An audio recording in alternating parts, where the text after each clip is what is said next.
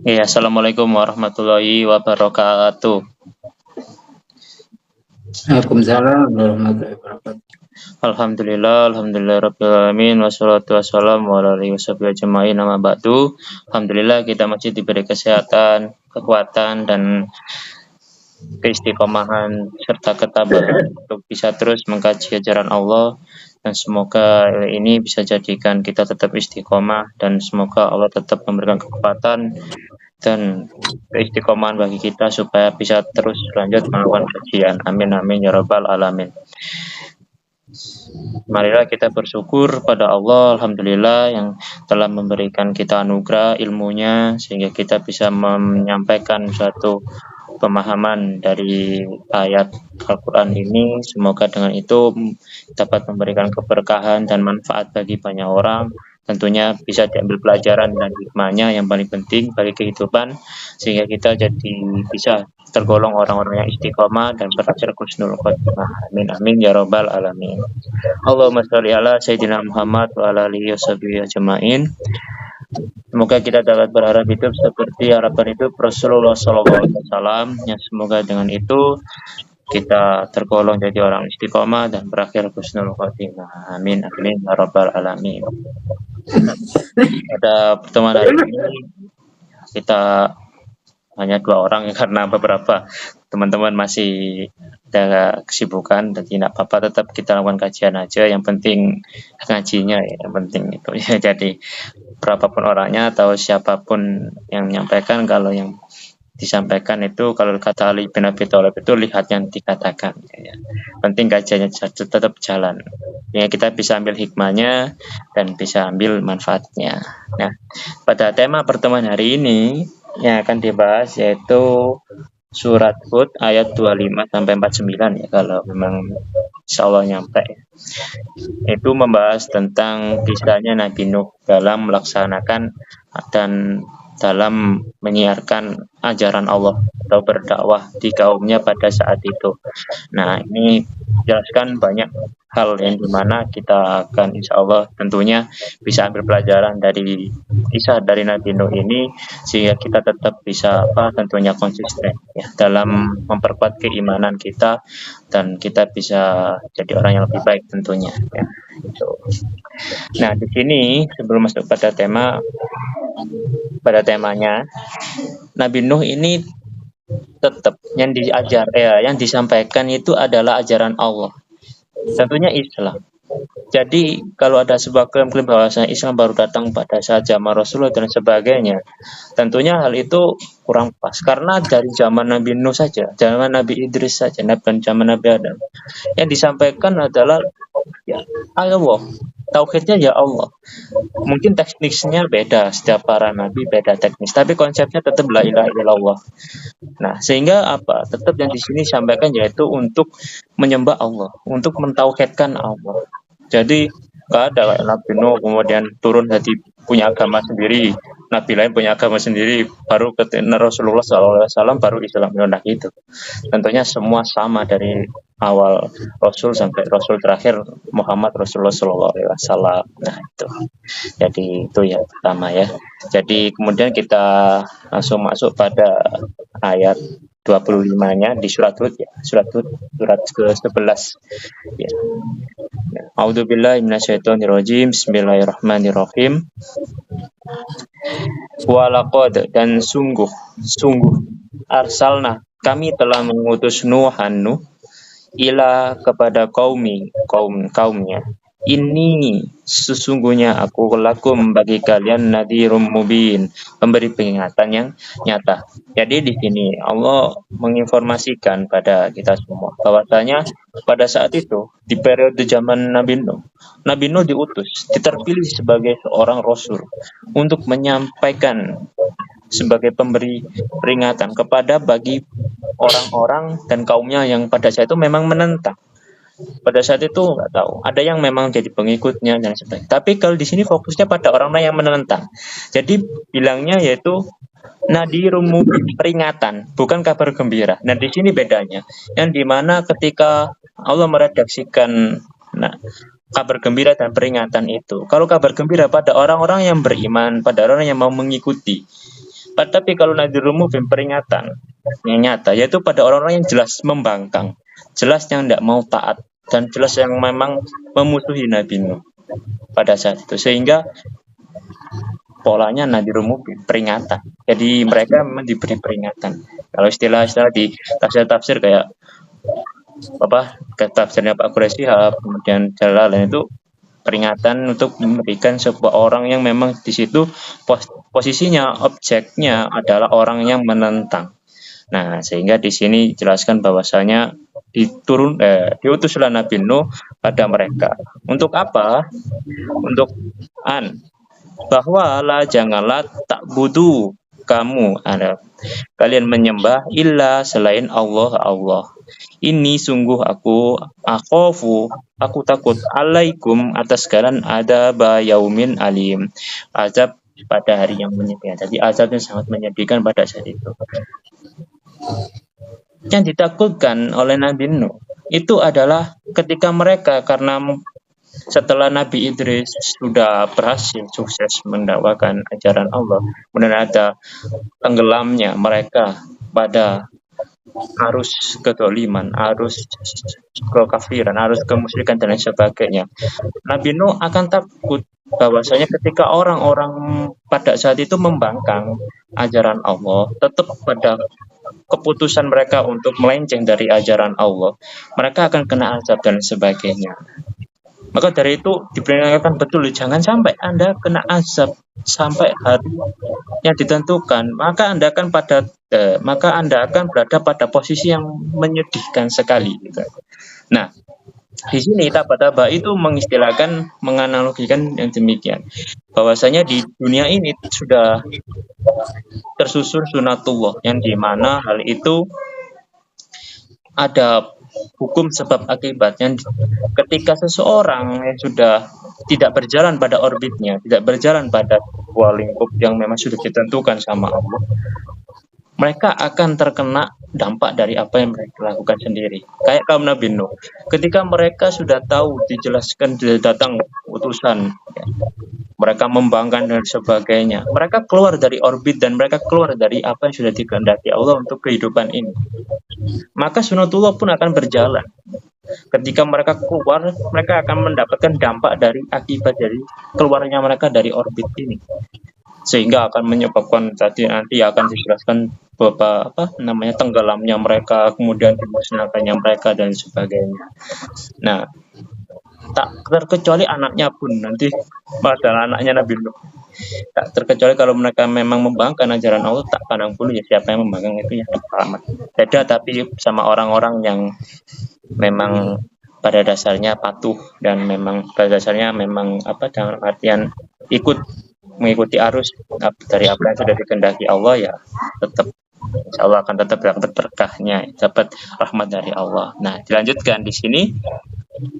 Faqala, maka berkatalah al-mala'u, pemuka-pemuka, jadi yang membangkang, pemuka-pemuka pembangkang itu berkata, aladina, orang-orang yang kafaru ingkar, min, dari sebagian kaumnya, ma tidak naroka, kami melihatmu ila melainkan basyaron mislana, seorang manusia seperti kami. Wama, dan tidak naroka, kami melihat kamu, attaba'aka, yang mengikuti kamu, illa, melainkan aladinahum arodiluna, orang-orang yang mereka yang diantara kami itu posisinya hina, atau dikatakan di tafsir yang lain Pak Jambari Mas Kat itu dikatakan wong cilik. Orang-orang awam kalau ditafsirkan di tafsir yang lain. Badia, tanpa pendapat atau berpikir, wama, dan tidak naro, kami melihat lakum, bagi kalian, alaina, atas kami, min fatlin, keutamaan atau kelebihan, bahkan dunnukum, kami mengira Anda itu kadibin, orang-orang yang dusta. Nah, di sini jelaskan alasan mereka mengingkari Nabi Nuh. Pertama yaitu mereka itu melihat, ya, naroka, melihat Nabi Nuh itu hanya orang manusia biasa. Jadi mereka melihat bahwasanya wong biasa, sing ngeloki yo gak ono sing apik. Mas dalam artian gak punya kedudukan sosial, gak punya pangkat, ya orang-orang biasa, bahkan orang yang biasanya ditindas yang ngikuti Nabi Nuh. Mereka nganggap nabi kok utusan kok kayak gitu, nggak pantas jadi utusan. Utusan itu seharusnya pemuka, atau kemudian mulia, kemudian apalah itu pikiran mereka, pikiran orang yang al malaun alladzina kafaru itu. Nah, tentunya di sini akan dibanding dibanding sama Nabi Nuh, bahwasanya pikiran seperti itu nggak masuk akal. Dalam artian gini, Allah sebagai pengajar, sebagai pemberi wahyu atau ajaran sistem, nggak akan istilahnya melihat, ya, nggak akan menentukan, nggak akan melihat orang itu dari mana atau siapa. Yang penting kalau memang ini pantas dan kualitasnya kuat dan memang bertakwa, nah itu terus menjadi utusan Allah. Batas itu ya Nabi Nuh itu. Nah, disitulah mereka melakukan hal itu sehingga mereka berpikir bahwasanya harusnya orang yang hebat yang jadi utusan. Kemudian pengikutnya juga orang hebat. Tidak mungkin pengikutnya orang-orang kecil, orang-orang cilik-cilik kayak gitu jadi pengikut mengaku jadi rasul. Nggak masuk akal katanya mereka. Wah. Kemudian mereka nganggap lagi, nah, nadunnukum kadibin. Mereka melihat bahwasanya Anda itu pembohong betul, gak pas seharusnya. Wah, itu logika yang dimana malah kadang zaman sekarang itu dipakai sehingga untuk melengsarkan seseorang yang memang ingin benar-benar menunjukkan nilai-nilai Al-Quran. Nah itu kayak orang-orang yang membangkang Nabi Nuh ya, modelnya kayak gitu. Nah kemudian Nabi Nuh itu berkata, Nabi Nuh berkata, ya qaumi, wahai kaumku. Ini Nabi Nuh nggak langsung respon jelek buruk, nggak, tapi masih dengan hati yang baik untuk mengajak, ya, karena ada ya kaum, wahai kaumku. Aro'aitum, bagaimana pikiranmu itu? In jika kumtu, aku ada, diandaikan ala bayinatin, atas buktinya nyata, mirrobbi, dari Tuhanku, wa atani rahmatam min indi, dan diberinya aku rahmat dari sisinya, fa ummiyat, maka lalu disamarkan alaikum atas kalian, anul zimukumu wa, maka kami akan paksakannya kamu, wa antum, dan kalian laha karihun, padanya benci dan tidak menyukai. Jadi Nabi Nuh berkata bahwasanya seandainya, bagaimana pikir Anda itu seumpama Allah akan memberikan bukti yang nyata, memberikan sebuah rahmatnya yang pada diri Nabi Nuh itu, ya, pada saat itu. Kemudian Anda itu disamarkan karena pendustaan dan karena pengangkangan, pemberontakan, karena pengingkaran Anda. Nah, kemudian apakah Anda harus dipaksakan untuk bisa mempercayai hal itu yang memang Allah itu memberikan rahmat itu pada Nabi Nuh? Kan tidak mungkin itu harus dipaksakan, betul, itu kan tidak bisa. Nah, di situ diandaikan bahwasanya apakah kalian mau ketika saya ajak untuk mau mengikuti la ilaha illallah ini saya paksa dan lain sebagainya? Apakah Anda tetap melakukan pembangkangan seperti yang Anda lakukan, seperti apa yang Anda ungkapkan dan menyatakan sikap bahwasanya seharusnya orang Rasul itu orang-orang yang kayak gini pikiran mereka? Apakah seperti itu? Enggak juga. Sehingga di sini ada beberapa penafsir yang mengatakan bahwasanya seorang pemikiran orang-orang yang kayak di ayat 27 ini, yang sebelum ayat ini, yang menyatakan bahwasanya orang Rasul itu harus orang hebat, orang yang punya pendukung yang kuat, orang yang pokoknya luar biasa lah, ya, punya potensi yang hebat. Sedangkan yang hanya orang biasa menyampaikan ajaran Allah, wah gak pantas belas sebenarnya. Pikirannya seorang ketika mempunyai pemikiran seperti itu hanya melibatkan penglihatan indrawi saja, otak indrawi saja, tidak mengikutkan spiritualitas mereka yang sehingga melibatkan jiwa dan mata hati mereka. Meskipun mereka terkenal jadi orang yang hebat pada saat itu, pemuka-pemuka, pada saat itu orang-orang yang memimpin dan lain sebagainya, hal itu tidak memungkiri bahwasanya mereka terserang penyakit yang dimana pemikiran yang tidak harusnya itu ditempatkan pada tempatnya. Padahal orang-orang awam atau orang-orang cilik yang dikatakan yang mengikuti Nabi Nuh itu Itu sama Allah, itu yang lebih patut dikagumi, dalam artian mereka-mereka itu mengikuti ajaran Allah karena kerendakan hati dan pikirannya inilah kebenaran gitu. Sedangkan mereka-mereka yang melakukan pemikiran yang dikatakan menunjukkan sebuah golongan, menunjukkan siapa orang itu dulu, bukan apa yang mereka sampaikan yang kita asumsi, kita konsumsi dulu. Nah, itu orang-orang yang tentunya melenceng dari berkanya, itu orang yang sebenarnya dusta itu mereka, bukan kayak Nabi Nuh dan pengikut-pengikutnya ini ya, ke tafsir-tafsir ini. Jadi mengatakan bahwasanya pemikiran seperti ini pemikiran yang berbahaya. Mereka hanya pertama yang mereka lihat dan mereka pandang itu adalah siapa yang mengatakan, bukan apa yang dikatakan, dan kemudian apa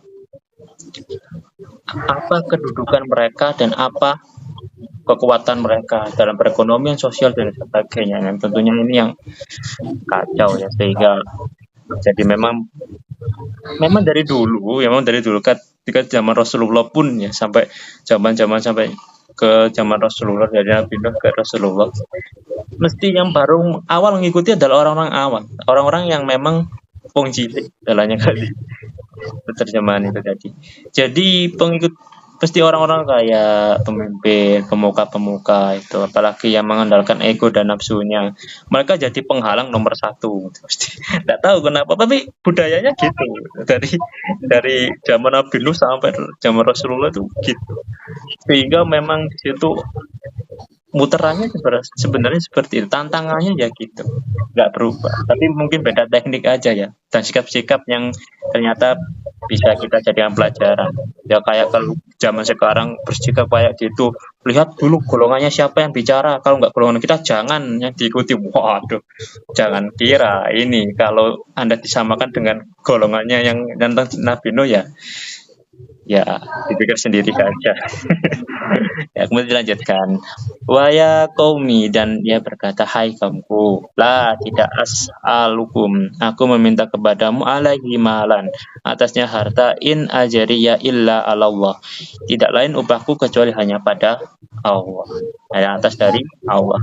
Wama, dan tidaklah aku Nabi Nuh itu bitoriidi, mengusir aladina amanu, orang-orang yang beriman, innahum, sungguh mereka, mulaku, mereka menemui Rabbihim, Tuhan mereka, walakinni, akan tetapi aku arakum qauman tajahalun, aku memandangmu suatu kaum orang yang bodoh yang tidak mengetahui.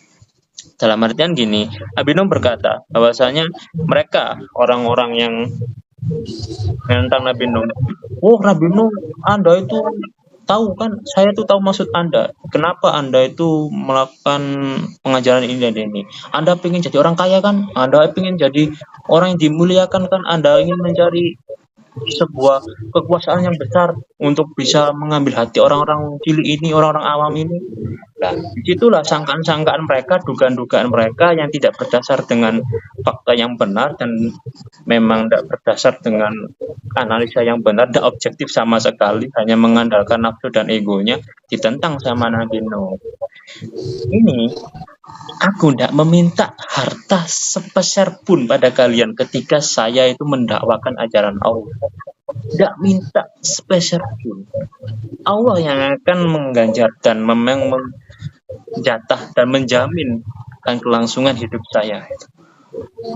Saya tidak pernah, bahkan saya tidak akan mengusir. Jadi mereka itu juga mengistilahkan, Anda coba usir itu orang-orang yang lemah, orang-orang yang tidak pantas. Kalau memang Anda itu orang hebat, seharusnya orang hebat itu memimpinnya orang hebat mereka. Sehingga analoginya entah kenapa kaumnya Nabi Nuh itu sangat kacau. Orang hebat yang memimpin orang hebat dan sebagainya, sehingga tidak pantas mempunyai pengikut yang lemah. Yang lemah itu pantasnya ditindas, pantasnya diapa-apakan dan direcehkan dan sebagainya. Nah, itu pemikiran yang kacau. Sehingga di situ, di sini Nabi Nuh tidak akan mengusir orang-orang yang beriman, meskipun aladina amanu ya, titiknya masih orang beriman yang tingkatannya masih awal ya, tidak kayak orang mukminun kan. Kalau polanya mukminun kan orang yang imannya sudah mantep. Tapi kalau aladina amanu kan ya, meskipun imannya masih karena motif apa enggak tahu ya, tetap saya nggak akan mengusir mereka karena mereka ya akan menemui Tuhan mereka, Rob mereka pada saat itu. Maka ada saja yang menganggap bahwasanya mereka orang-orang awam dan sebagainya mau mengikuti Allah dengan ajarannya dan kerasulan yang saya sampaikan menurut sunnah ini. Ya Anda yang bodoh saja yang tidak mau mengikuti. Nah, kemudian waya qaumi, dan ia berkata, hai kaumku, man siapakah yang suruni menolongku minallahi dari Allah, in tumhum afala tadakkarun, jika aku mengusir mereka apakah tidak kamu mengambil pelajaran. Jadi mengatakan, siapa yang akan menolong diriku? Nabi Nuh mengatakan, siapa yang akan menolong diriku seumpama saya mengikuti perkataan Anda yang Anda belum tentu akan mau masuk dan mau membela ajaran Allah. Saya usir mereka, orang-orang yang sudah beriman. Kemudian saya tentunya menyalahgunakan cara saya itu salah dalam artikan istilahnya mengajarkan ajaran Allah ini. Saya tidak sesuai dengan prakteknya. Sehingga siapa yang akan menjamin keselamatan saya kalau memang saya sudah mengusir hal itu? Siapa yang akan menolong saya dari azab dan kemudian dari saksi dari Allah ini? Anda mau menolong? Nggak mungkin Anda menolong. Anda saja tidak bisa menolong diri Anda sendiri. Nah, disitulah apakah Anda tidak mengambil pelajaran yang dimana jangan meremehkan yang meskipun mengikutnya masih golongan yang lemah-lemah atau wong cilik itu ya. Sehingga jadi sebuah perbincangan yang memanas pada saat itu. Kemudian dilanjutkan, wala aqulu, dan tidak aku mengatakan lakum bagi kalian indi di sisiku khazainullahi perbendaraan Allah, wala a'lamul ghaiba wala aqulu, dan tidak aku mengetahui yang gaib, dan tidak aku mengatakan ini sesungguhnya aku malakun malaikat, wala, dan tidak aku mengatakan lilladina kepada orang-orang yang tasdari rendah atau hina ayunukum pandanganmu atau penglihatanmu layu tiyakum tidak mendatangkan kepada Allah khairon kebaikan Allah a'lamu lebih mengetahui bima fi anfusihim dengan apa yang di dalam diri mereka, ini sungguhnya aku idal laminad dhalimin, kalau begitu tentu termasuk orang-orang yang zalim.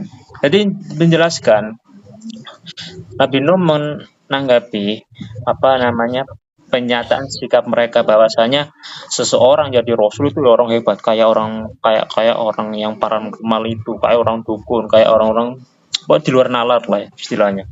Harusnya rasul itu kayak malaikat. Orang kaumnya Nabi Nuh yang menantang itu.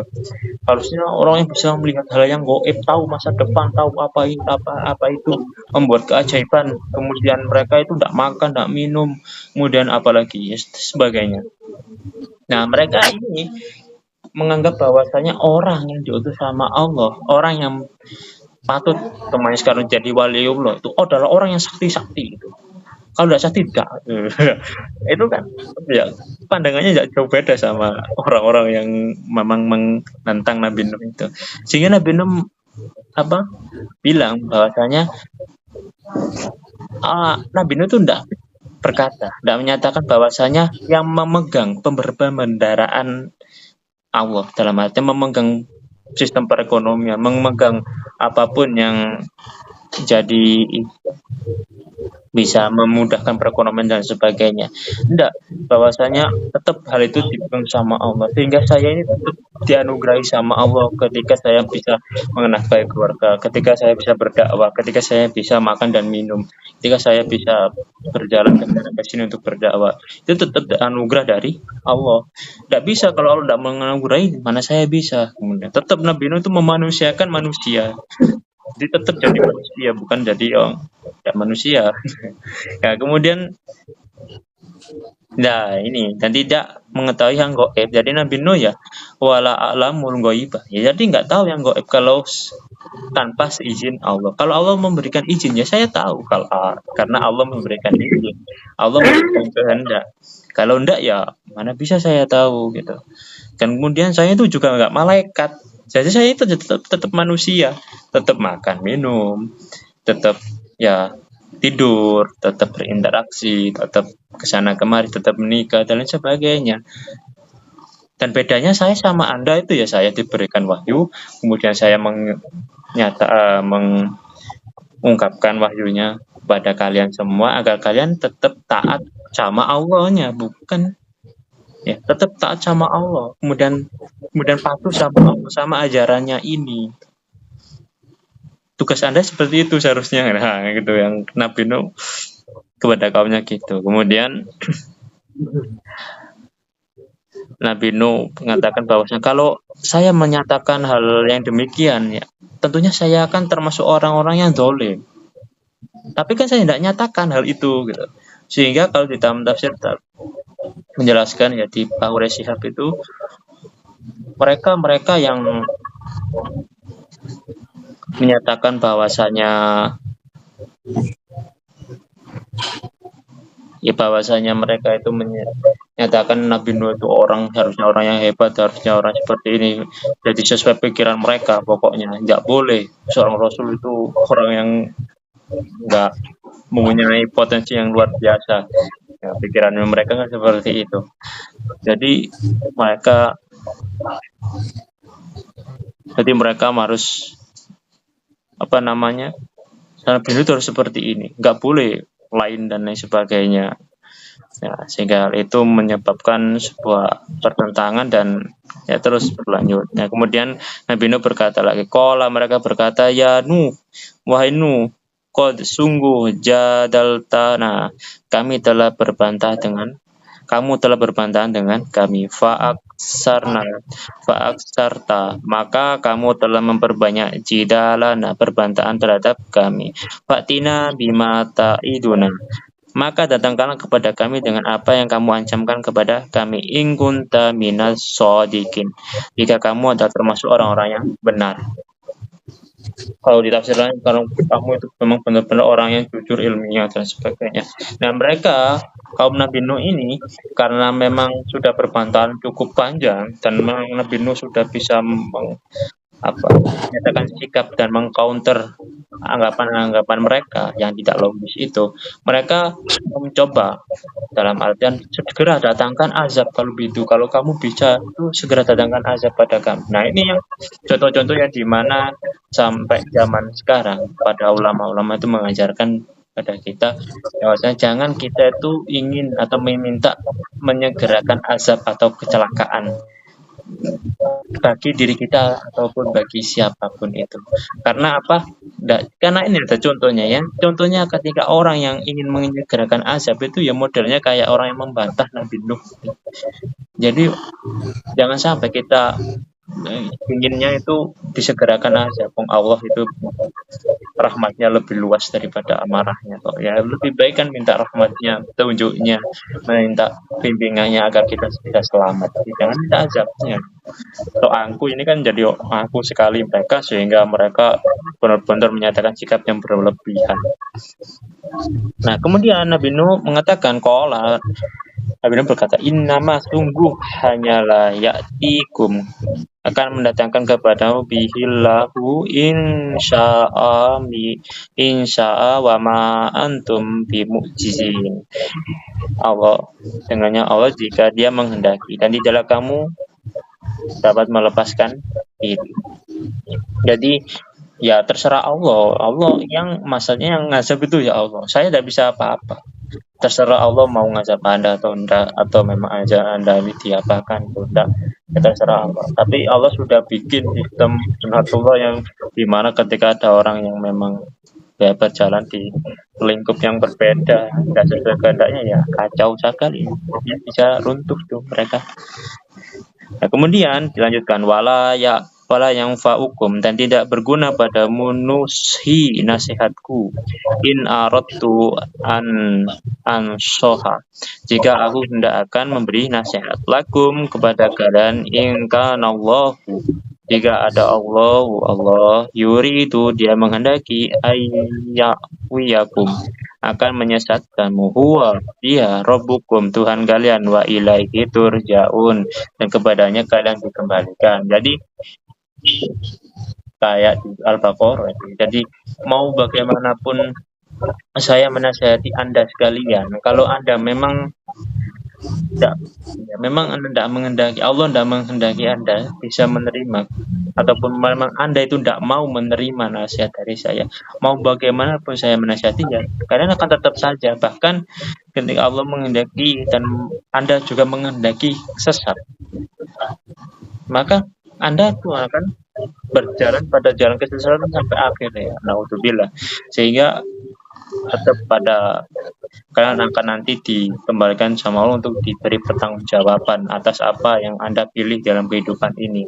Padahal Allah sudah turunkan Rasulnya, turunkan ajarannya, turunkan sistemnya, turunkan bagaimana cara berkehidupan ini sesuai dengan ajaran dan kehendaknya, tapi Anda tetap menentang, ya dikembalikan untuk dipertanggungjawabkan perbuatannya yang dulu itu.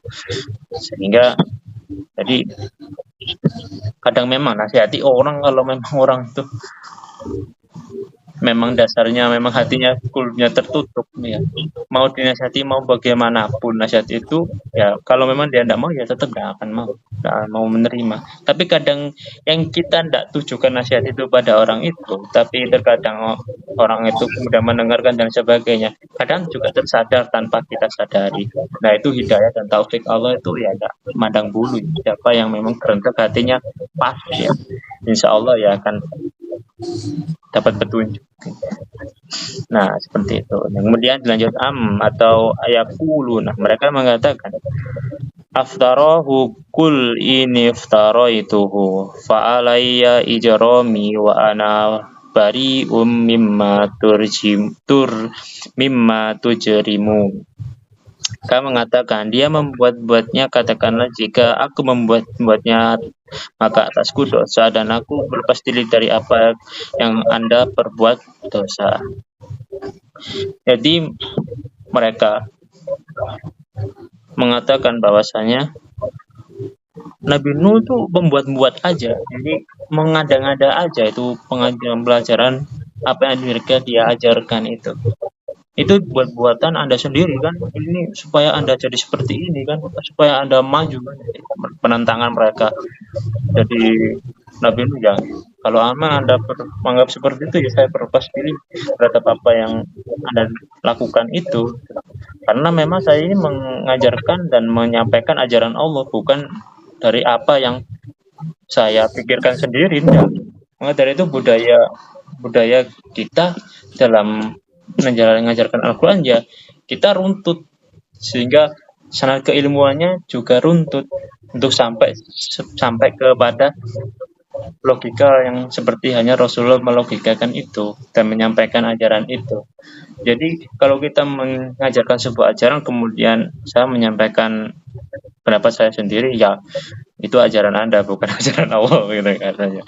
Jadi kalau memang ingin ajaran Allah, ya harus runtut dalam artian punya sanad-sanad keilmuan, ya ilmuwan dalam artian punya dasar-dasar landasan yang sesuai, sehingga kita ya bicara ajaran, ya bicara apa yang sudah diajarkan dari pendahulu kita, ulama-ulama kita dahulu, sebelumnya sampai logika ke Rasulullah itu. Jadi kalau bicara ajaran kok malah bicara, ya perlu dipertanyakan lagi. Kemudian lanjutkan, wa uhiya, dan diwahyukan ila kepada Nuhin annahu, bahwasanya la yu'mina, tidak akan beriman min qaumika, di antara kaummu, illa kecuali man, siapa yang qad sungguh amana fala tabtais, setelah beriman, maka janganlah tabtais, kamu bersedih hati, bima, dengan apa kanu, keberadaan mereka, yaf'alun, yang mereka kerjakan. Jadi Nabi Nuh di apa istilahnya, diberi informasi bahwasanya dia akan beriman di antara kaummu itu tetap pada kalian tetap pada kesombongannya, tetap pada kedolimannya itu, kecuali orang yang sungguh-sungguh amanah beriman. Maka jangan bersedih hati dengan apa yang mereka kerjakan itu. Jadi di sini kalau di tafsir itu menjelaskan bahwasanya di sini ada menghibur Rasulullah pada saat itu ketika ada penentangan pada kaumnya. Jadi pelajaran Nabi Nuh ini diambil sama Rasulullah SAW untuk bisa memperkuat dan memperteguh hatinya. Tidak usah bersedih karena mereka itu ya memang gitu itu orang-orang itu. Mereka tidak akan mau beriman kecuali orang yang memang benar-benar niatnya iman itu. Tidak perlu bersedih dan menyedihkan keadaan mereka dan kelakuan mereka dalam memberontak, dalam menentang, dalam tidak patuh sama Allah. Ya, yes, memang gitu itu orangnya. Dari zaman Nabi Nuh sudah gitu. Jadi untuk bisa memperkuat keimanan dan memang gitu itu orangnya yang memang tidak mau sama ajaran Allah dan nilai-nilai Al-Qur'annya. Ya, tetap aja dakwah. Siapa nanti berharap bahwasanya ketika ada orang yang mau merubah, mau cuman hatinya berbalik jadi mau, awalnya tidak mau, kemudian jadi mau, ya alhamdulillah. Gitu. Jadi biasa saja, tidak perlu bersedih hati juga. Sama memang dari zaman Nabi Nuh sudah begitu itu orangnya. Nah, kemudian dilanjutkan wasnail fulka, dan buatlah batara. Nah ini sudah nanti disuruh Allah ya. Wasna'i, dan buatlah al-fulka batara bi'ayunina, dengan pengawasan kami, wa wahyina wala tukhatibni fil ladina talamu, dan petunjuk wahyu kami, wa janganlah kamu bicarakan dengan aku di dalam orang-orang yang zalim itu, innahum, sungguh mereka, mu'rokun, orang-orang yang ditenggelamkan. Jadi di sini Allah mulai, karena memang penentangan itu sudah dilakukan terus-menerus sama kaumnya Nabi Nuh, dan mereka sudah melakukan argumentasi yang sudah tidak masuk akal. Wong Nabi Nuh tidak mengungkapkan bahwasanya dirinya itu malaikat, tidak mengungkapkan bahwasanya dirinya itu sakti, punya perekonomian, gak kerja, kemudian kaya sendiri, tidak gitu juga. Kemudian saya juga Nabi Nuh itu bilang saya nggak tahu yang goib. Tapi mereka mengungkapkan sebuah ingin pembuktian di luar apa yang sudah diungkapkan Nabi Nuh. Nah, ini kan sudah tidak masuk akal di ayat sebelumnya tadi. Sehingga terus dilakukan mereka sampai kemudian Allah memajukan, menginformasikan, gak usah disedihi orang-orang seperti itu. Orang itu memang gitu, nggak perlu dibersedih hatikan. Memang kacau. Yang memang mau iman itu ya memang benar-benar yang amanah. Amanu itu tadi beriman. Amanah yang telah beriman tadi. Jadi biasa saja. Kemudian disuruh Allah untuk bikin bahtera. Kalau istilahnya di tafsir yang lain itu armada nur, ya istilahnya istilahkan armada nur. Jadi sebuah kayak, jadi kalau dibahasnya bahtera ini fokusnya itu di tafsir-tafsir itu ada dua. Memang benar-benar kapal, dan ada yang mengungkapkan bahwasanya ini sebuah memang kapal, kemudian ini untuk keadaan orang-orang mukmin, perjuangan orang-orang mukmin untuk bisa menetapkan kekuatan iman mereka di dalam kapal untuk memperjuangkan kehidupan yang akan diombang-ambingkan sama Allah. Nah, dilanjutkan lagi, kemudian di sini wa yasna'u, dan Nuh membuat al-fulka batara wa kullama, dan setiap kali marot berjalan melewati alaihi malaum, atasnya pemuka-pemuka itu, min qaumihi, dari kaumnya, sakhiru, mereka mengejek, minhu, daripadanya itu. Qala, Nabi Nuh berkata, in taskhoru, jika kamu mengejek, minna, dari kami, fa inna, maka sesungguhnya kami, naskhoru, kami mengejek, minkum kama taskhorun, dari kamu sebagaimana kamu mengejek. Jadi Nabi Nuh ketika membuat kapal bahtera, disuruh Allah untuk membuat armada nur ini, mereka setiap kali lewat orang kaum Nabi Nuh itu mengejek, ngapain bikin bahtera, ngapain bikin kapal, jelas Anda itu ini loh gersang, ini loh kapan ada hujan, aneh ada itu aja sembarang kali, nggak tahu karu-karuan, dianggap gila, dianggap apalah, nggak karu-karuan.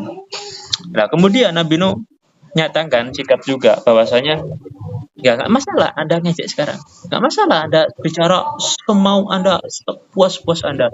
Nanti, ingat nanti, maka kami akan mengejek Anda seperti hanya Anda mengejek kami, dalam artian memberikan pembahasan yang setimpal pada Anda nanti. Silakan Anda melakukan sebagainya mengejek. Kayak kita semuanya sedang melaksanakan sebuah kajian dakwah dan sebagainya. Ketika orang itu dilewati sebuah kaum, kalian itu ngapain ngaji? Hidup pada zaman modern itu enggak perlu gitu-gitu itu. Kita harus cari apa? Cari pangkat, cari keuangan yang berhasil. Pokoknya kita harus cari nama yang besar dan sebagainya. Ya silakan Anda lakukan hal itu seperti halnya apa yang Anda pikirkan sekarang. Tapi suatu saat nanti ya, kalau memang terbukti bahwasanya mengikuti ajaran Allah dan nilai-nilainya itu akan diselamatkan sama Allah, ya kita lihat saja nanti siapa yang terakhir tertawa nanti. Wah, istilahnya kan gitu. Untuk mereka mengejek nggak karu-karuan. Kemudian lanjutkan, fasaufa, maka kelak ta'lamun, kalian mengetahui, man, siapa yang ya'tihi, kan mendatanginya, menimpanya, adabun, adab, yukhzihi wa yahillu, menghinakan itu, yang menimpa alaihi adabun mukim, atasnya adab yang kekal. Kelak kalian akan mengetahui siapa yang akan ditimpa oleh azab yang menghinakan, itu kepadanya azab yang kekal. Jadi Nabi Nuh menyatakan siapa nanti, ya siapa terus nanti akan tahu siapa yang akan tertimpa azab, karena yang memang membangkangkah atau yang memang iman-iman ini. Karena Allah tidak akan memandang siapapun itu yang beriman, ya akan diselamatkan. Kalau yang tidak, ya tanggung saja sendiri resikonya nanti. Dan dilanjutkan, hatta sehingga ida apabila jaa datang amruna wa faratan nur, perintah kami dan memancarkan air, ya. Kulna, kami berpikir, ihmil, bahwa muatkanlah fiha, di dalamnya, min kullin, masing-masing, zaujaini, sepasang, isna ini dua wa ahlaka, dan keluargamu, illa, kecuali mang sabako, orang terdahulu, alaihil qaulu, atasnya perkataan atau ketetapan, waman, dan orang amanah telah beriman, wama amanah, dan tidak ada keimanan yang beriman, ma'ahu bersamanya, illa qalilan, kecuali sedikit. Jadi Allah sudah memerintahkan bahwasanya perintah apabila perintah kami datang, ya, dan kemudian dan memancarkan air, ya, langit memancarkan air, jadi muatlah ke dalam bahtera itu. Jadi kaum Nabi Nuh itu akan disuruh naik semua ke bahtera itu, dimuat ke bahtera itu, supaya mereka yang di golongan yang beriman itu, ya, selamat. Di antara keluargamu siapa saja yang pokoknya yang itu yang mau beriman, yang mau ikutimu, itu hanya saja di situ yang memang ingin ikuti itu sedikit, ya, yang beriman sedikit. Sehingga kemudian Nabi Nuh mengatakan, waqala, dan Nabi Nuh berkata, arkabu, naiklah kamu sekalian, fiha, di dalamnya, bismillahi, dengan nama Allah. Jadi berkata, ayo naik semua kalian ke dalam bahtera nur, armada nur ini, dengan bismillahirrahmanirrahim, majreha, di waktu berlayarnya, wa mursaha, dan berlabuhnya, inna rabbi laghafurur rahim, sungguh Tuhanku maha pengampun lagi maha penyayang. Jadi disuruh naik, mereka dibilang ayo naik semuanya ke dalam armada nur ini, agar apa? Dengan bismillahirrahmanirrahim dalam berlayar dan berlabuhnya. Jadi di sini istilahnya kadang ada ayat memang menyatakan dan mengistilahkan ini kapal beneran, jadi memang armada kayak bahtera. Jadi kapal itu mengangkut sepasang dari antara sepasang di antara kaum, di antara masyarakat yang beriman itu, untuk bisa mengangkut ke bahteranya itu berlayar. Karena memang Allah ingin menurunkan hujan lebat ya, sehingga ke dalam ceritanya itu sampai banjirnya itu setinggi gunung, separuh bumi ya, separuh bumi. Nah, ini untuk bisa selamat kita naik dengan Bismillahirrahmanirrahim sewaktu berlayar dan berlabuh. Ada yang mengatakan bahwasanya memang ini berlabuh, tapi lebih difokuskan lagi supaya apa, dalam kehidupan ini juga, dalam berjalannya kehidupan ini juga, kayak sebuah bahtera yang berlayar dan berlabuh di ambang-ambing ke ombak yang besar.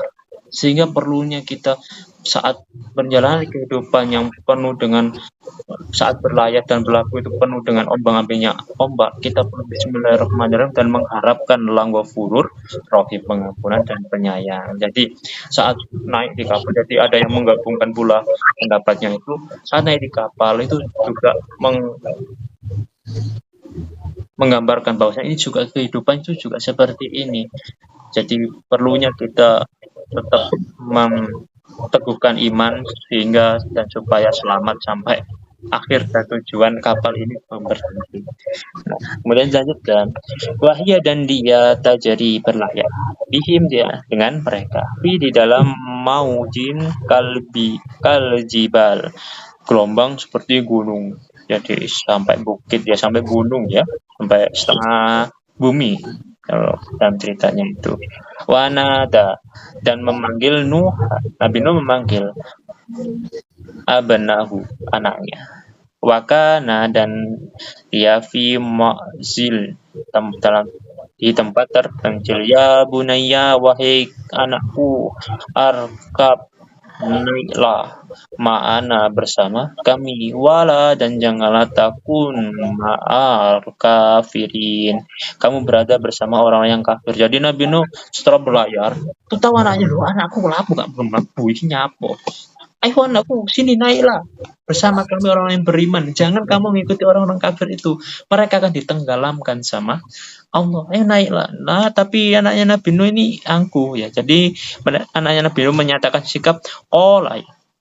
Anaknya berkata, sa'awi, aku akan mencari perlindungan ila jabalin, gunung. Jadi kalau di sini pada umumnya ditafsirkan aku akan mencari perlindungan ke gunung.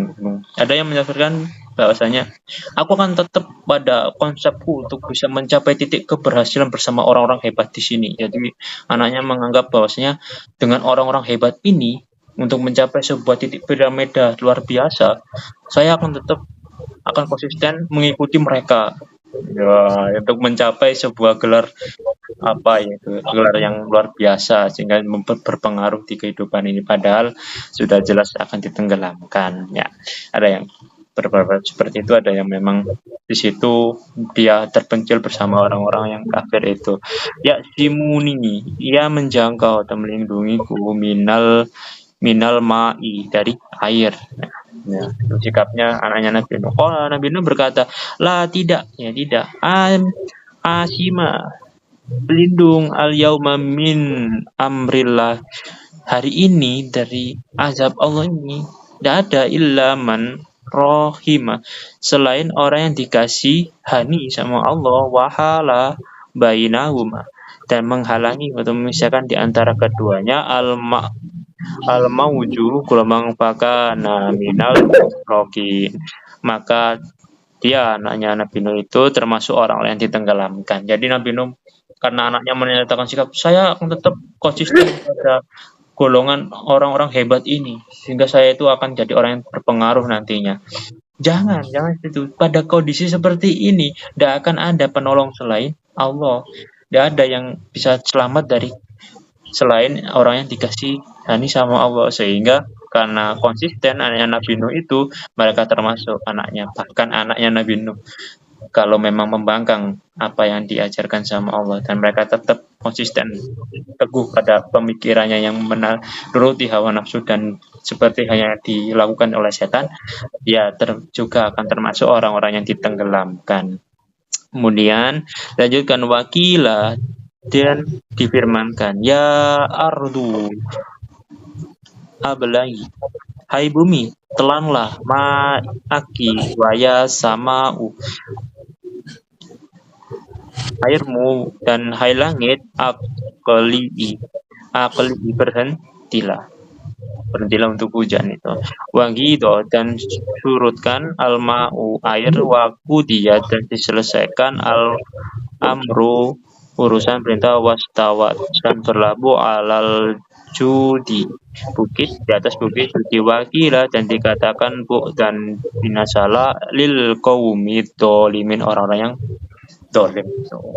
Jadi Allah memfirmankan bahwa bumi telan airmu, langit berhenti hujanmu, sehingga kapal Nabi Nuh ini bisa berlayar sampai bukit judi, sampai di bukit judi itu. Kemudian sudah binasalah orang-orang yang zalim di kaum Nabi. Nah, kemudian di ayat terakhir ini di kisah Nabi Nuh ini, wanada, dan berseru Nuhan Nabi Nuh Rabbuhu, Tuhannya. Faqala, dia berkata, Rabbi, ya Tuhanku, inna bani, sungguh anakku, min, termasuk ahli keluargaku, wa inna, dan sungguh wa'daka, janji engkau, al-haqqu wa anta ahkamul hakimin, benar, dan engkau paling adil menghukum para penghukum. Jadi Nabi Nuh menyatakan, meskipun dia itu anak saya, orang yang memang sudah diutus sebagai rasul dan penyampai ajaran Allah, kalau memang dia itu pembangkang, jadi orang yang zalim dan berjalan di keterbalikan dengan apa yang sudah Allah kehendaki, tak lain mereka akan juga mendapatkan hukuman yang setimpal dengan mereka-mereka yang juga mengingkari dan jadi penentang ajaran Allah. Sehingga jadi jangan salah sangka, saya itu keturunannya orang ini. Saya pasti akan selamat. Loh, tapi tetap saya akan melakukan kezaliman. Loh, nggak bisa kayak gitu. Siapapun yang zalim tak pandang bulu, kayak anaknya Nabi Nuh saja tenggelam. Jadi jangan kira kalau anaknya orang, saya anaknya kiai ini pasti selamat. Wah, kalau saya zalim aja luar kan kayak gitu juga. Jadi syukur kalau memang mempunyai keturunan yang hebat, kita tetap bertakwa, jadi lebih mudah bertakwanya kan gitu. Kalau memang tidak punya keturunan yang hebat, ya alhamdulillah kita masih diberi bimbingan sama Allah dan petunjuk sama Allah supaya kita tetap bisa bertakwa. Nah, itulah yang bisa saya sampaikan. Kisah Nabi Nuh ini semoga menjadikan manfaat dan menjadikan hikmah pada diri kita masing-masing, bahwasanya kehidupan ini juga, meskipun kapal Nabi Nuh sudah selesai berlayar, tapi kehidupan ini terus berlayar, kehidupan ini terus berlaku. Banyak gelombang yang ada di hadapan kita, supaya kita selamat, kita awali dengan Bismillahirrahmanirrahim dan terus mengharap ampunan dan kasih sayang Allah dan minta diselamatkan sama Allah supaya kita tidak termasuk jadi orang-orang yang ditenggelamkan dalam kehidupan ini, yaitu tenggelam dalam kekufuran, tenggelam dalam kedzaliman, tenggelam dalam kekafiran. Semoga kita termasuk orang-orang yang diselamatkan seperti halnya Nabi Nuh dan kaumnya yang taat. Amin amin ya rabbal alamin. Sekian dari saya, yang itu yang bisa saya sampaikan pada pertemuan hari ini. Tentunya yang salah dari saya sendiri, yang benar dari Allah. Assalamualaikum warahmatullahi wabarakatuh. Waalaikumsalam warahmatullahi wabarakatuh. Monggo langsung. Ini ayatnya panjang sekali. Panjang, satu itu di bahasanya fokus ini ya.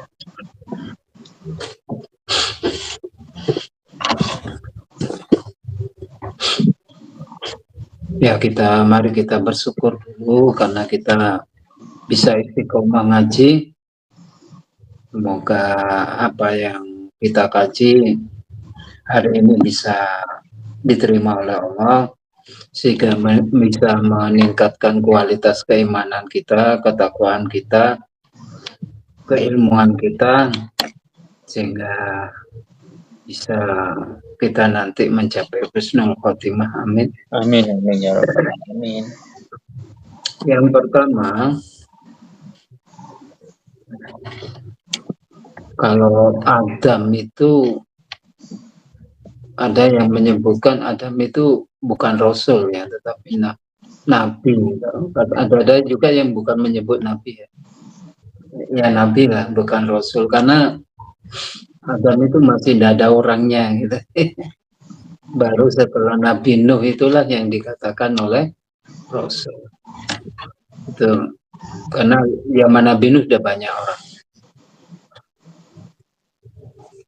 sudah artinya ada di masyarakat.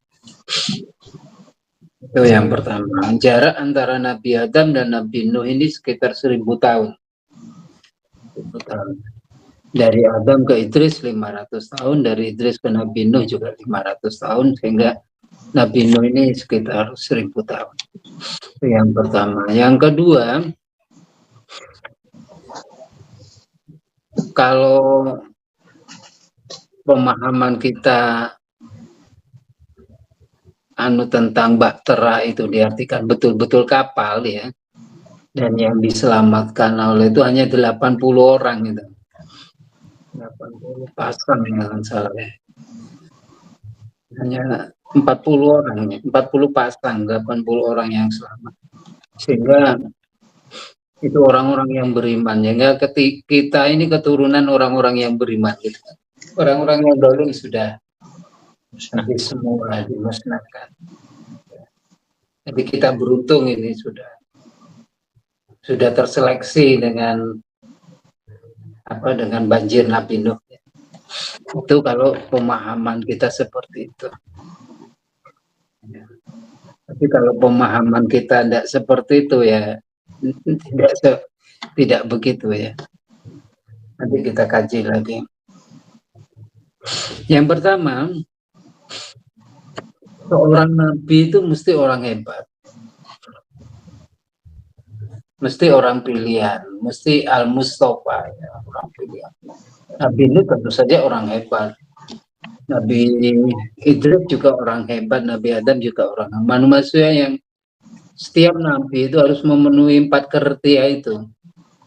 Siddiq, amanah, fatonah, tabligh itu minimal ya. Sehingga nabi itu adalah satu, fisiknya bagus, ganteng, orangnya bagus, hartanya banyak gitu, mesti itu ya. Orang yang terbaik lah, yang namanya nabi itu mesti orang yang terbaik pada saat itu.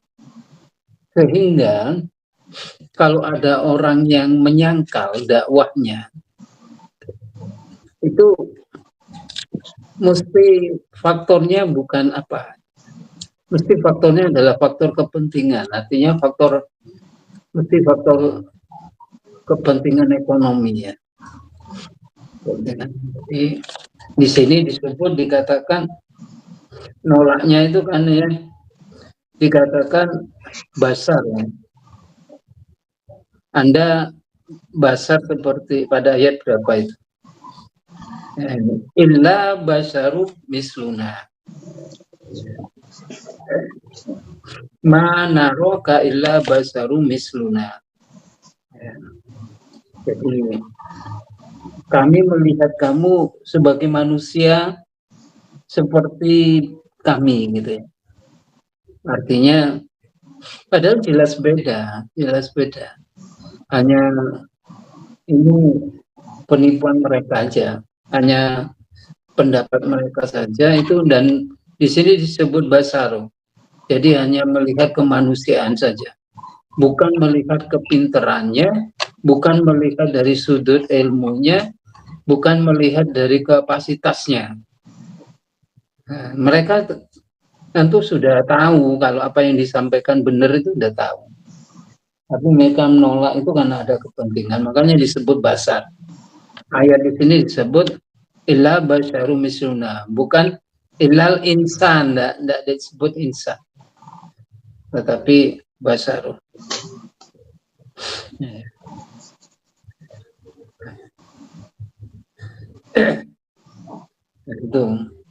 Itu mesti ya, mesti seperti itu. Dan biasanya memang pengikut para nabi itu kebanyakan orang-orang yang tidak mampu. Kenapa kok begitu? Orang-orang yang tidak mampu, ya walaupun ada juga orang-orang yang mampu ya. Orang yang tidak mampu atau orang-orang yang itu tidak punya kepentingan gitu loh. Masalahnya tidak punya kepentingan. Sehingga untuk beriman itu mudah saja. Tetapi orang-orang pebisnis, orang-orang yang berkuasa, orang-orang yang punya wewenang itu mau ikut itu engkau dadi opo aku melo. Itu punya kepentingan. Punya kepentingan sehingga itu sulit bagi mereka untuk menerima. Kalau mereka menerima itu luar biasa. Itu berarti orang-orang yang punya jabatan tinggi tapi hatinya bersih ya. Enggak punya kepentingan. Tapi kalau orang-orang yang kepentingan kekuasaan, kepentingan ekonominya, kok nek aku melok itu terus ekonomiku ya apa? Jabatanku ya apa? Nah, itu yang menjadi masalah sebenarnya. Ya. Makanya mesti menuduh ya seperti ayat ini, wa mana rolakum, dan kami tidak melihat kamu alaina min fadli, tidak punya keutamaan. Dalam arti keutamaan itu mungkin jabatan-jabatan itu ya. Balnadukum katibin, bahkan dituduh berbohong. Ini tuduhan. Ini tuduhan berbohong, kadang-kadang dituduh tukang sihir, kadang-kadang dituduh macam-macam tuduhan.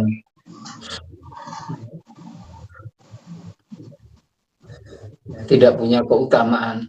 Padahal jadi tiap nabi sudah punya keutamaan. Nabi itu mesti punya keutamaan. Nabi Muhammad sebelum diangkat itu dijuluki Al-Amin, orang-orang yang dipercaya. Nabi-nabi yang lain mesti begitu. Mesti punya keutamaan. Karena memang manusia terbaik. Ya. Nabi itu memang manusia terbaik. Makanya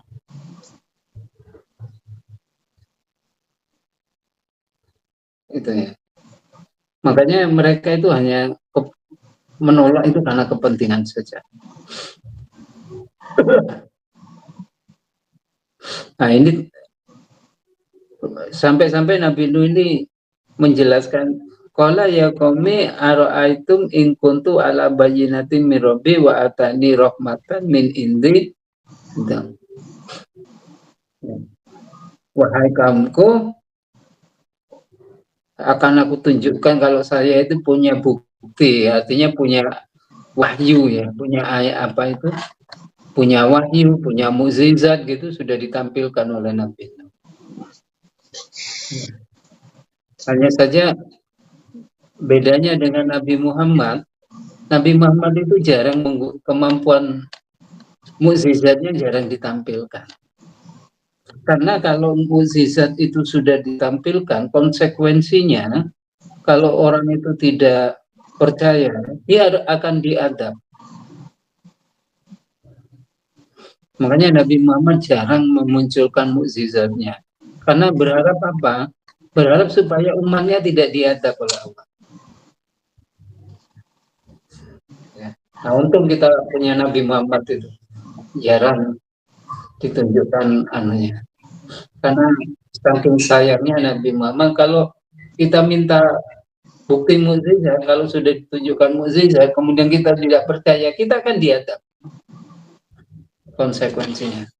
Tapi Nabi Muhammad untungnya tidak mau itu ya, tidak mau menggunakan mukjizatnya, karena sayangnya supaya kita tidak diadab oleh Allah, ditunggu neka bapak sing Islam yo anak ini, neka anak yo putu nih. Nah itu bedanya Nabi Muhammad dengan Nabi yang lain. Termasuk juga Nabi Ibrahim seperti itu. Jadi Nabi Muhammad ini gayanya sama dengan Nabi Ibrahim. Kalau Nabi yang lain langsung mukjizatnya ditunjukkan.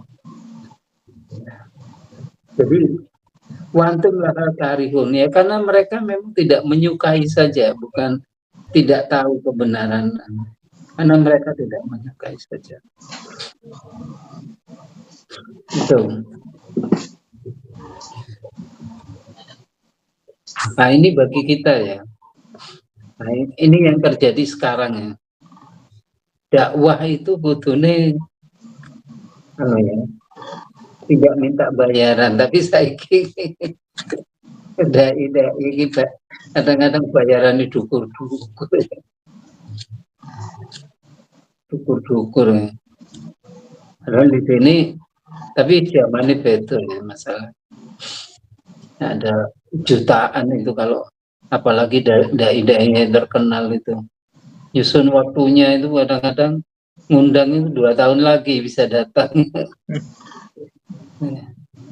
Kalau yang sudah terkenal itu. Tapi ono dai sing enggak payu ya. Sampai aku. Terus gak belum bayar, gak dibayar tapi ya gak dinggung. Tapi yang lain kadung terkenal. Itu kehendak Allah ya.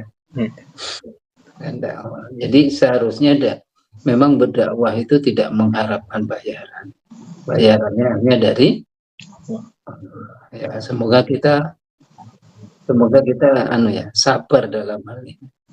Seharusnya memang dakwah itu dibiayai bukan dibayar, tetapi dibiayai. Kita yang harus mengeluarkan uang untuk dakwah. Itu seperti nabi-nabi lain, seperti Nabi Muhammad juga ya. Nabi Muhammad juga tidak mau dibayar. Ya. Kalau Nabi Muhammad hanya minta nggak dibayar, tapi minta supaya keluarganya dihormati, gitu ya. Iya, itu ya. Itu setiap Nabi begitu, mesti tidak mendaki bayaran. Kemudian ayat yang lain ini seperti kisah siapa ya, Nabi Isa ya. Siapa yang membantu aku? Siapa yang menolong aku? Kemudian kaum Hawariyun itu kami yang akan membantu aku. Itu kaum Hawariyun yang membantu Nabi Isa untuk menolongnya. Kalau zaman Nabi Muhammad ada apa itu? Yang menolong Nabi Muhammad itu adalah kaum Ansor. Ya qaumi mayyan suruni, wahai kaumku siapa yang akan membantu aku?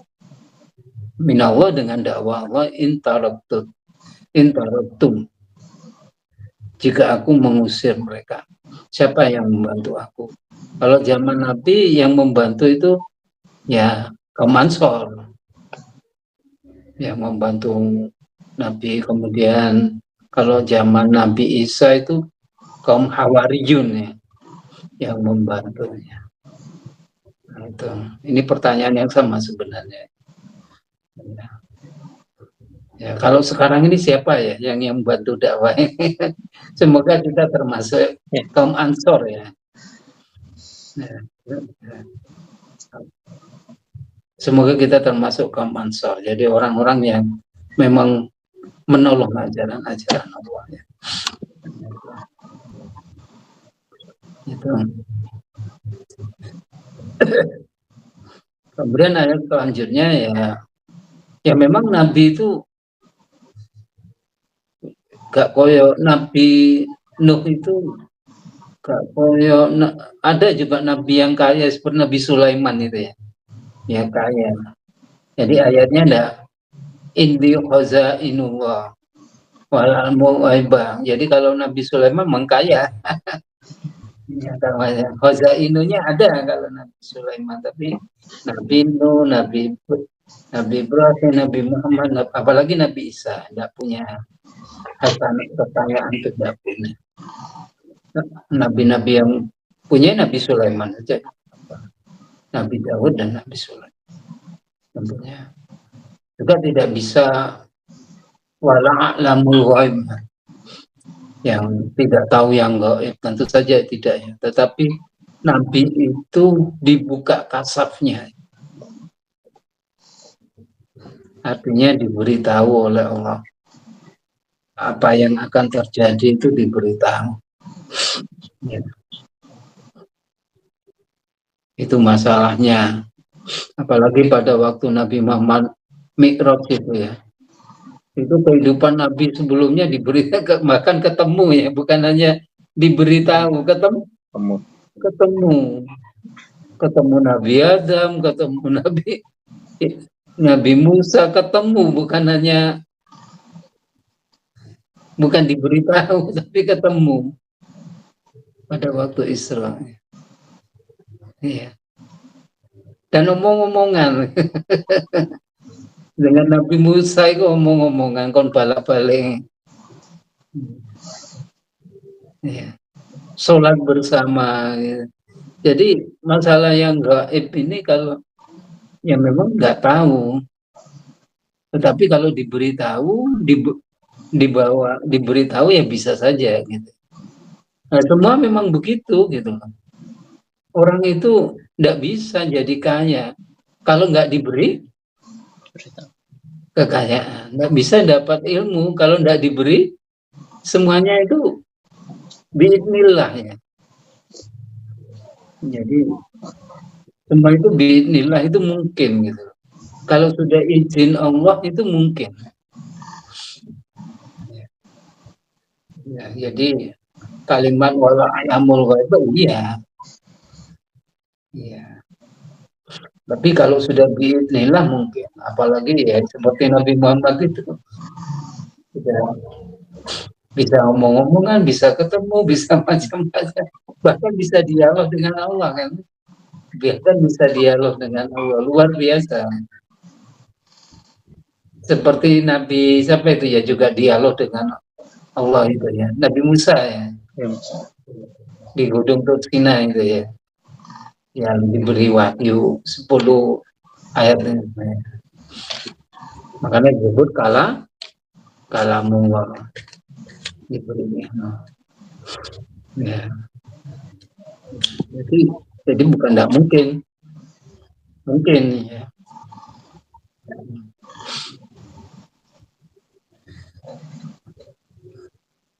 Nah, itu hal-hal yang ya semuanya yang gaib memang. Apa sih yang gaib? Yang gaib itu sesuatu yang belum kita ketahui. Kalau sudah kita ketahui tidak gaib. Ya. Neraka dan surga bagi Nabi Muhammad itu gaib enggak sudah? Ya udah, mau sudah. Saya tahu. Sudah pernah datang dan pernah sudah bukan hanya diperlihatkan, didatangi. Didatangi gitu. Alam semesta bagi Nabi Muhammad sudah nggak gaib karena memang sudah pernah berjalan di alam semesta sampai 7 lapis. 7 lapis pertama ketemu Nabi Adam, sampai lapis ke-7 ketemu Nabi Ibrahim, bahkan ke Sidratul Muntaha. Bagaimana sebenarnya lapis itu apakah bentuknya dimensi atau apa ya? Ya kita nggak tahu, yang tahu Nabi Muhammad karena pengalamannya. Ya. Nabi Muhammad bukan eksperimen saja. Artinya kalau itu bukan hanya eksperimen kalau Nabi Muhammad. Benar-benar tahu. Sudah pernah ke sana. Gitu. Sudah mata kepala sendiri sudah. Iya, kalau katanya guru gembul itu harus pakai ilmiah, pakai eksperimen gitu ya. Enggak, Nabi Muhammad enggak perlu eksperimen, sudah pernah ke sana. Bahkan dialog dengan Allah. Jadi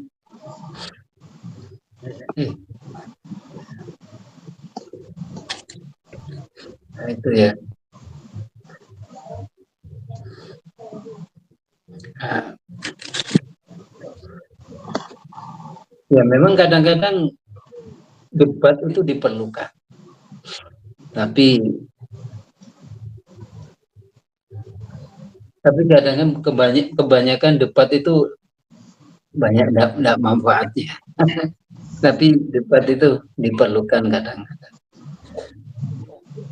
Tapi kalau bisa ya ditinggal, kata hadis Nabi, kalau debat walaupun kita dalam keadaan benar, tapi kita meninggal debat, kita akan diberi bangunan di surga, kata Nabi begitu. Kalau meninggalkan debat yang tidak ada gunanya, kalau debat ada gunanya ya. Ya kalau sudah begitu memang nasihat itu, orang itu kalau sudah buta hatinya, buta pikirannya, buta, diberi nasihat apapun sudah Artinya udah ditutup ya. Semua kosat kulubuhum, hatinya sudah kayak batu gitu. Di kulubi marodun, kalau sudah sakit gitu diopo-opono itu ya wis kono gunane gitu. Nah, kemudian yang paling penting lagi ini adalah wasna'il fulka bi'ayunina wa wahyina wa la tukhatibni fil ladzina dzalamu innahum mughraqun. Wasna'il fulka, kata fulka ini kapal besar ya. Kalau kapal kecil itu namanya safina, nek perahu safina istilah. Sampai saiki kapal yang gede itu jenenge palka, itu dia anjungan di atas kapal namanya falka. Itu dari bahasa Quran ini bukan. Jadi kapal induk itu ada palka, itu anjungan yang di atas itu namanya falka. Apakah yang dimaksud falka di sini ini kapal atau sebuah tatanan kenegaraan, sebuah Madinah, sebuah Madinah. Jadi pada saat itu Nabi Nuh membuat sebuah tatanan seperti bahtera. Nah, tatanan ini memang nanti akan kena gelombang dan sebagainya, ya seperti zaman Nabi itu gelombang perang Uhud, gelombang perang Badar, gelombang tapi akhirnya nanti berlabuh gitu. Berlabuh itu sudah posisinya udah mantap kehidupan. Apakah seperti itu yang dimaksud? Ya. Apa ya kapal-kapal gitu kemudian dimuat gitu. Ya, ini bahasa ini tafsir ini dianggap sebagai bahasa letterlek pemahamannya atau tidak ya? Karena tugas Nabi itu menyelamatkan bangsanya, menata bangsanya untuk membuat sebuah negara. Semua Nabi begitu. Tugasnya itu membuat sebuah negara yang ditata dengan tatanan Islam. Tugasnya itu. Nabi Musa mengajak orang-orang Israel ke Palestina, itu yang juga sebenarnya maunya itu membuat sebuah dijanjikan negara di Palestina. Hanya saja Nabi Musa dan kaumnya itu selama 40 tahun itu muter-muter nggak bisa masuk nang Palestina. Akhirnya setelah Nabi Musa nggak ada, Nabi Yusa baru bisa membangun Palestina. Setelah ditaklukkan Palestina, berdiri negara dari Nabi Yusa. Gitu.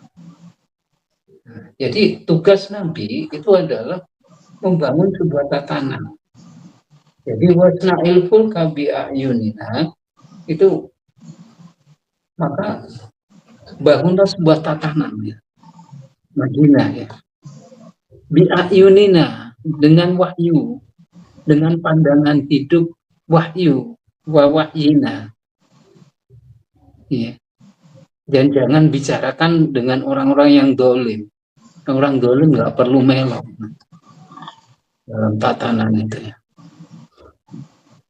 Nah, dalam menata sebuah kampung atau negara itu memang dinyek-nyek itu.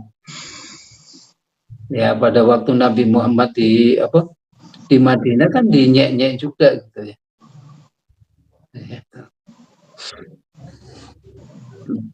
Tapi begitu terus dalam pertarungannya akhirnya menang, akhirnya terbentuklah Madinah yang kokoh, akhirnya semuanya takluk kepada Nabi Muhammad. Nah inilah, jadi tugas Nabi itu adalah membangun sebuah tatanan hidup. Tahiyatul tatanan yang saling hormat mubarakatuh, saling memakmurkan, sholawat itu memenuhi harapan hidup manusia, thayyibatu memenuhi tujuan hidup manusia, lillah diatur menurut aturan Allah. Assalamualaikum Islam ya, sebuah tatanan menurut sunnah Rasul. Assalamualaikum warahmatullahi wabarakatuh, yaitu Islam sebagai tatanan orang-orang yang soleh. Jadi, itu seperti itu. Nah, kita, tapi kebanyakan pemahamannya adalah kapal ya. Tapi tugas Nabi, kalau kita pikirkan tugas Nabi itu sebenarnya membuat tatanan hidup seperti Nabi Muhammad, seperti nabi-nabi yang lain. Nah ini ya yang dapat saya sampaikan, semoga ini bermanfaat bagi kita semua. Kalau ini sudah 24 karena orang dua, iya, 1 jam setengah cukup lah. enggak, diakhiri aja. Assalamualaikum warahmatullahi wabarakatuh.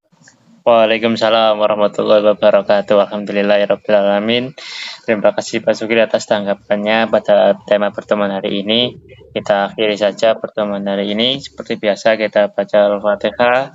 Semoga dengan harapan dengan itu kita, saudara-saudara kita, semua teman-teman kita yang sedang dalam kesulitan atau dalam diuji sama Allah, sehingga mereka bisa menyelesaikan semua kesulitan itu dan bisa memenuhi ujian dari Allah dan jadi orang yang lebih baik. Amin amin ya rabbal alamin.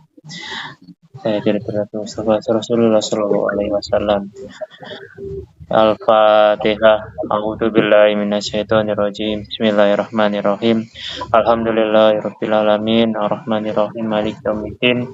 Iyyaka na'budu wa iyyaka nasta'in. Ihdinas siratal mustaqim. Siratal ladzina an'amta 'alaihim ghairil maghdubi 'alaihim waladdallin. Amin amin ya rabbal alamin. Sekian dari kajian ini, untuk kajian hari ini. Semoga kita bisa ketemu di minggu selanjutnya. Insyaallah seperti biasanya kita akan nge-share videonya setiap hari kalau memang memungkinkan, insyaallah, dan semoga bisa membawa keberkahan dan manfaat. Saya akhiri kajian hari ini, yang benar dari Allah, yang salah dari diri saya sendiri. Assalamualaikum warahmatullahi wabarakatuh. Waalaikumsalam.